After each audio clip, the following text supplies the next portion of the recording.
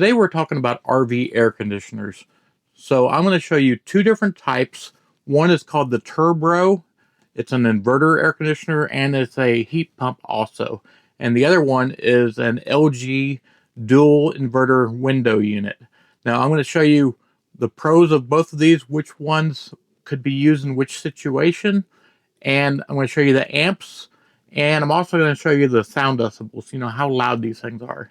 And both of these are very, very quiet for what they're doing. So let's get started.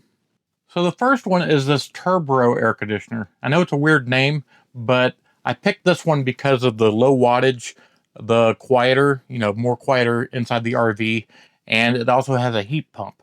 So that's a big benefit. Now, this one compared to like the Furrion Chill Cube, which is another inverter air conditioner, this one is a little bit louder than that one, but if you want a heat pump also, then this is the one to get because it contains a heat pump. It's 13,000 BTU, and the heat pump, what this means is you can heat your RV with only pulling like 600 watts of power. So you're getting like 1,800 watts of heating element power, so comparably, but you're only pulling about 600 watts of juice.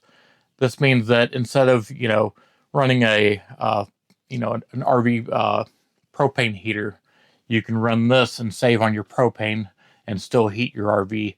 And what I love about this compared to the typical RV propane heaters is those heaters, the flow of heat is kind of inconsistent. You get hot spots and cold spots, where this, it just blows it all the way around and it makes you more comfortable. It keeps a better comfortable levels. So now I'm going to show you the other one. So this is just an air conditioner, but I want to show you this because this one is really low on decibels. This is really, really super quiet. And I would suggest this one for if you had a smaller RV, even a 14-foot pull behind, anything that's smaller, I would highly suggest this because, the smaller you get, the more this thing is going to be in your face, or a rooftop air conditioner. It's going to be in your face, making a lot of noise. So I would suggest this for a really small RV because of the sound decibel level. It's super quiet. And also, again, I choose it because it's very efficient. This one's more efficient than the other one. This one pulls maybe 300 watts, 250 watts once the RV is cooled off. So it's super, super efficient. But the main reason why is it's super quiet. So let's get our decibel test going right now. So this is the decibel meter. This is just a cheap, I think it's even free on your phone you can get. And it gives me a good baseline. So about 26, 28 decibels is what this thing's running on a baseline. And I know it's all decibel meters are different. The cheap ones, expensive ones, the more expensive, the more accurate you are.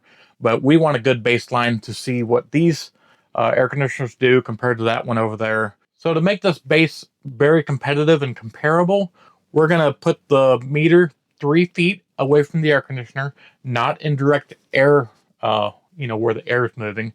That way the air is not, making a ton of noise. We want to hear what this machine is doing.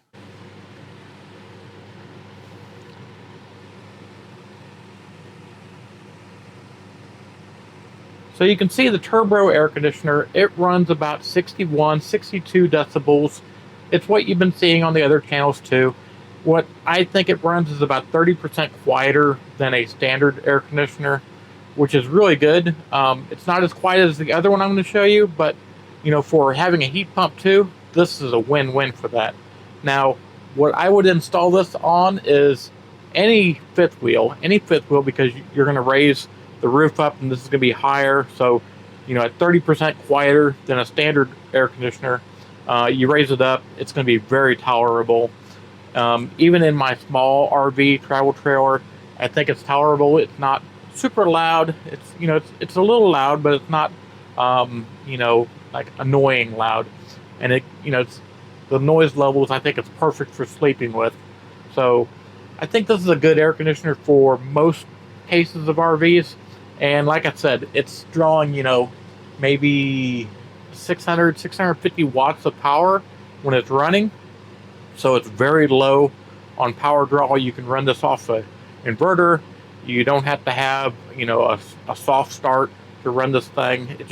It runs low wattage, and it just does a good job for boondocking in those cases. And because it's a direct replacement, it's easy to install, and there's just nothing really to do. It just drops right in. You can replace one of your old ceiling fans with it too. So it just makes it installation really, really easy. And with the heat pump also as part of it, it's just a win-win. And like I said, 30% quieter than a standard RV air conditioner, which is another good thing. Now let's show you the other one. So this one's bouncing about, 43, 44 decibels. It's super quiet. I mean, this is like whisper quiet compared to anything I've ever seen. And the voltage this thing draws is low wattage. So this thing, once you're cooled off, you're running maybe 250 watts of power draw on your batteries. So it's the greatest thing for boondocking. And like I said, you can hear it right now. It's just whisper quiet. I love it for the quietness. Now, when you think of installation, this one's going to take more because the other one is a direct drop-in. You take your old one off, you put the new one on. This one, unless you have a window air conditioner somewhere, you're going to have to do something to make it work. And that's what I did. I made it work. I had a microwave here, and I took the microwave out, and I threw this in there, and I had to have some ventilation on the roof too.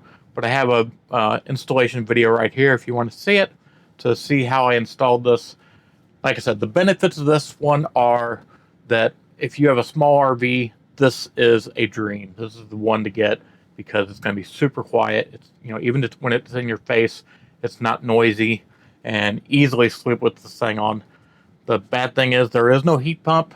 It's 6,000 BTU. Now, when you think 6,000 BTU, you're thinking immediately, that's not going to cool my RV.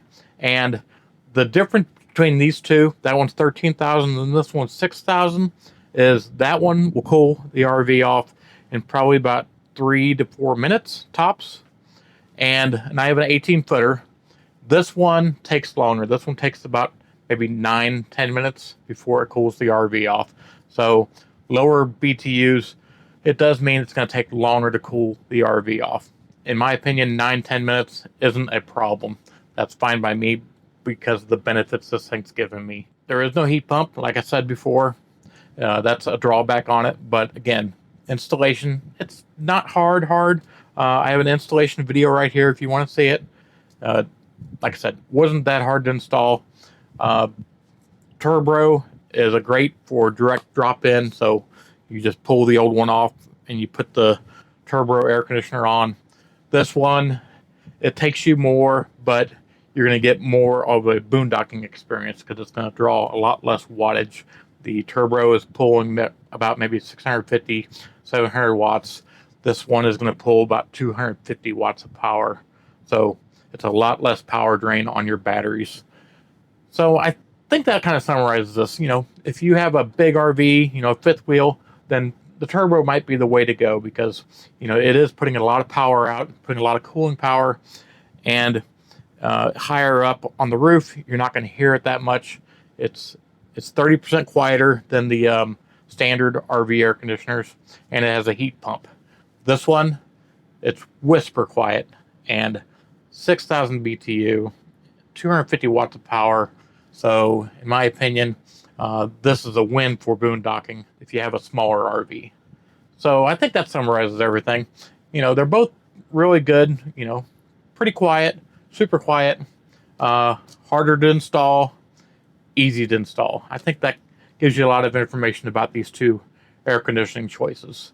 So that's it for this episode. And again, if you like what we're doing, please subscribe because you all make it happen.